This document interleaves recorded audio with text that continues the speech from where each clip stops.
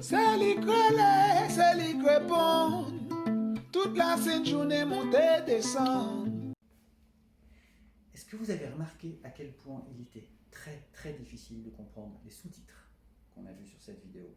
Pourtant c'est du créole, on n'est pas loin du français.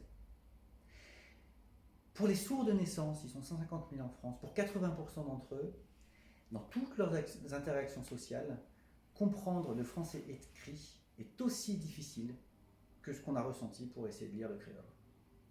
Pour 20% seulement de ces sourds de naissance, on peut être à l'aise avec le français écrit. Pour les autres, les supports écrits ne sont pas satisfaisants.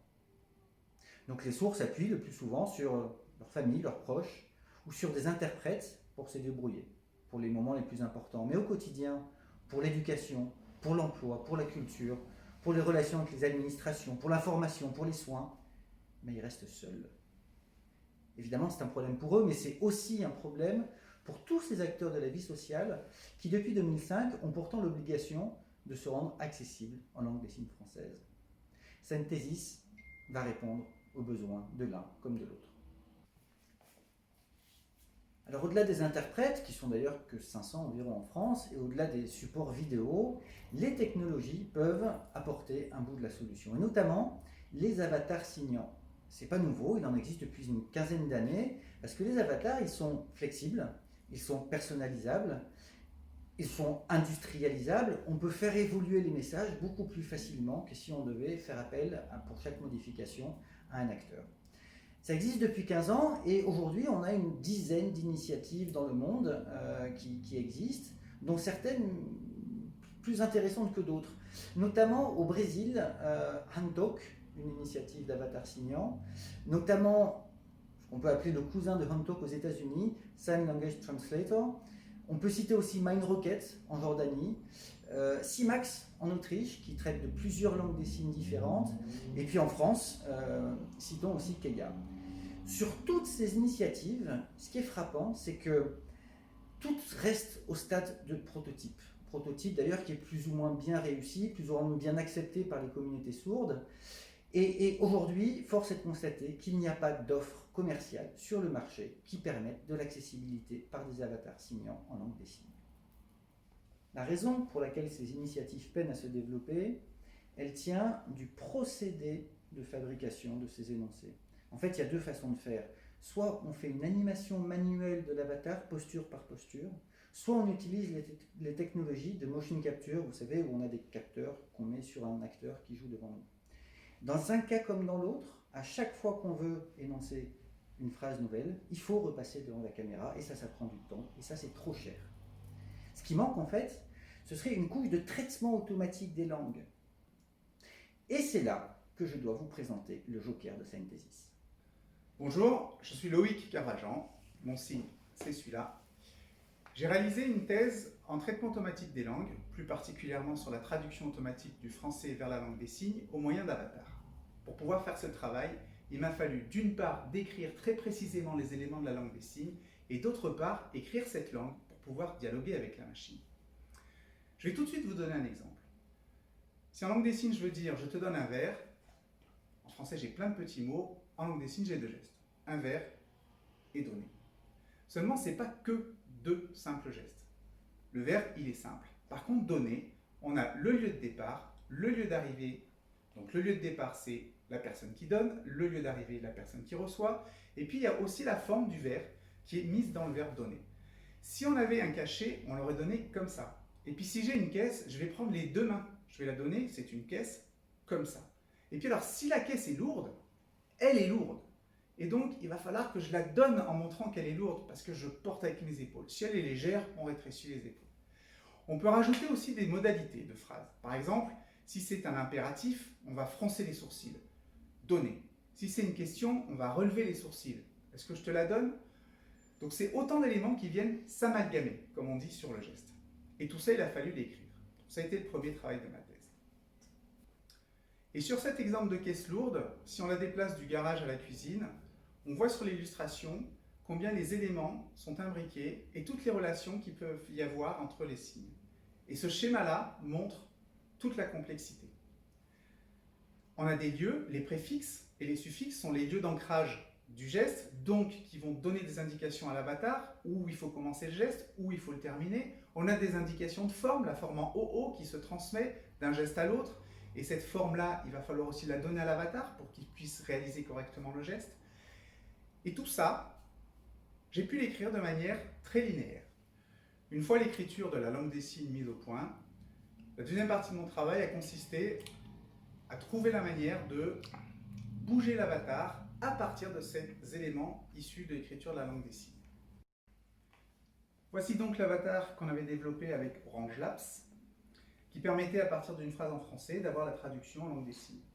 Alors aujourd'hui, le module traducteur est plus branché, parce qu'il est vieux d'il y a 10 ans, mais heureusement, on avait enregistré des résultats.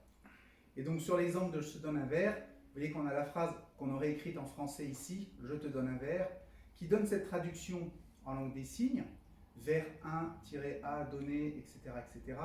Et puis là, vous avez quasiment le XML. Il n'y a pas les balises XML, mais c'est un peu ce à quoi ça ressemble. Et donc, on faisait jouer l'avatar et il nous faisait ces différents signaux. Et donc, vous voyez, là, on avait le verre, et si c'était un cachet, on avait bien la main qui était faite différemment, etc. Alors, on peut choisir une autre phrase avec tous les mots qui étaient effectivement des mots qu'on avait dans la base de données, et tous ces mots-là, on pouvait les jouer les uns avec les autres, les interagir les uns avec les autres. C'était de la traduction en temps réel. Il y a 10 ans, les technologies n'étaient pas mûres pour passer de la démonstration d'une thèse à des solutions industrialisées. Aujourd'hui, la donne a bien changé, et le projet Synthesis, dans la dynamique de la méthode agile, consiste dans un premier temps à répondre aux besoins les plus urgents des clients les plus en demande. Répondre aux besoins, ça signifie rendre des messages accessibles sur une plateforme qui est utilisée par l'ensemble des sourds. Pour commencer, des contenus, d'affiches publicitaires ou de légendes d'œuvres d'art au musée pourront être directement consultables sur smartphone en flashant un QR code. C'est le genre de choses que la technique ne permettait pas au moment de la thèse. Pas plus que la possibilité pour une gare ou pour un train d'envoyer des notifications aux passagers. On peut aujourd'hui amener une réponse très concrète à ces besoins très concrets. Cela pourra se faire en utilisant au début la motion capture parce qu'elle est accessible et fonctionnelle. Mais l'enjeu est aussi et surtout de s'appuyer sur ces premières productions pour nourrir une base de données de gestes, affiner les outils développés de traitement automatique des langues et améliorer la profondeur et l'ergonomie de l'éditeur de langue des signes. Il s'ensuit une automatisation croissante et une diminution progressive des coûts de traitement. Il y a un effet d'entraînement complémentaire parce que cette plateforme à finalité technique d'abord devient une plateforme au sens de lieu de rencontre grâce à laquelle, petit à petit, à la fois les sourds vont être proactifs pour chercher de l'information accessible en langue des signes et à la fois nos clients vont savoir que la plateforme est utilisée. Pour le projet Synthesis, mes compétences de linguiste ne suffisent pas. Il va falloir également des compétences de développement informatique. Il va falloir aussi des compétences de community management spécialisées dans un marketing de la surdité. Il va falloir aussi piloter la stratégie et le financement. Ces compétences, aujourd'hui, on les a au sein de Synthesis. Bonjour à tous, je suis Maurice, mon nom de famille Rambert, et mon signe en langue des signes c'est celui-ci.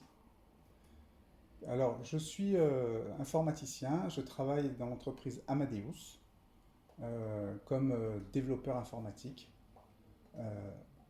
sur les projets différents qui ont trait au développement informatique. Et dans Synthesis, je suis associé et je vais travailler sur le pilotage des développements pour la traduction automatique de la...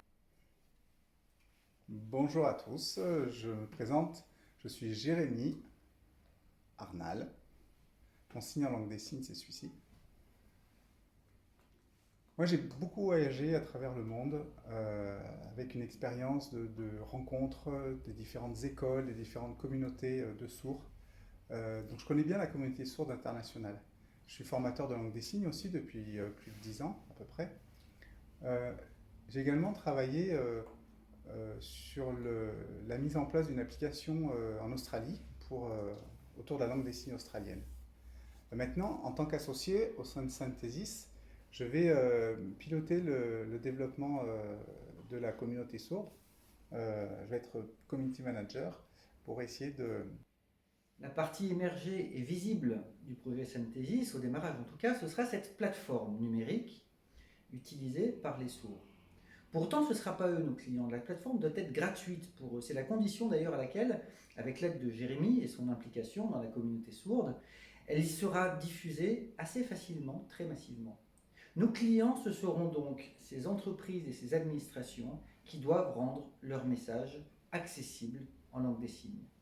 On n'a pas besoin au démarrage qu'ils soient très nombreux. On va se concentrer sur les plus grands comptes pour lesquels les besoins, quelle que soit leur motivation de responsabilité sociétale ou d'emploi de personnes handicapées, pour lesquels les besoins sont les plus criants. Et en plus, ce sont ceux qui aujourd'hui ont des moyens dédiés à la question du handicap, ont des équipes dédiées à la question du handicap. À titre d'illustration, quand vous êtes un grand groupe français et que vous engagez dans un accord de groupe pour l'emploi des personnes handicapées, le budget à votre disposition pour ce faire est de l'ordre de plusieurs millions d'euros.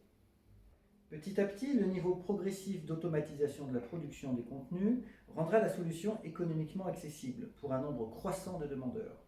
Là où aujourd'hui, la production d'une minute de vidéo d'avatar signant coûte entre 1 000 et 5 000 euros, selon la complexité, ces montants seront divisés par 10 en 2025, lorsque notre base de données et notre outil d'édition couvriront 80% du champ lexical et syntaxique nécessaire.